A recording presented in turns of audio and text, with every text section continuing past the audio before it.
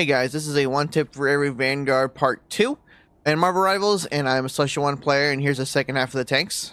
Part 1, you can go back in my other videos and look.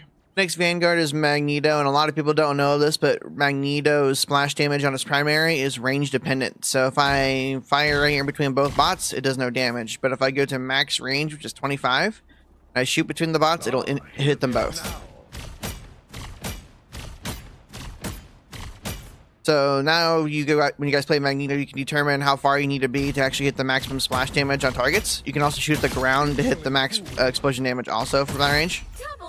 So this puts a lot more thought into how to use your primary on Magneto. The second tip is with Hulk, which is more of like a setting change, but what you can do is you go to settings, you go to Bruce banner, and then you scroll all the way down to hero, and then you go hold to incredible leap and you turn that off.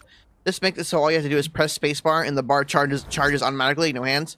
And that way, when it's fully charged, you can press space again and jump. This means that you can press spacebar as soon as you land, so you can get out a lot faster than worrying about holding the bar. If you already have to hold the bar and that's just how you're used to doing it, that's completely fine.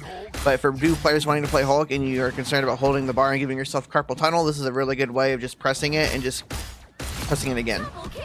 Next Vanguard is Penny Parker. Penny Parker's nest is not damage dependent. It does not, the cooldown does not change depending on how much damage it takes.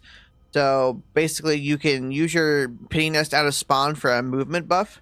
So you'll want to use this to get out, and then you place your nest as far in front of you as possible. You get the movement buff from the nest.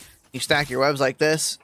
So you pretty much can get back to the point a lot faster using all your abilities. And as soon as you're done with your nest, you press shift and it's on cooldown.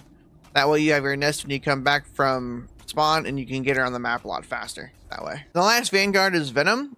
So with Venom, what a lot of people do, and especially what I do, is that you can use your tether before you ult. So you slam, you tether, and you ult, you wait a couple seconds, chomp, and then your tether will snap them. That way, that's how your ultimate gets a lot more values, because you do burst damage with your ultimate, and then the tether immediately after does an extra burst of damage to sometimes one-shot things. And that is the best way to use Venom's ult, in my opinion. Thank you guys for watching. If you guys have any suggestions on anything that you would like to see, educational or not, it could be anything, leave them down in the comments below, and I'd be very appreciative. And until I see you in the next video, have a good night.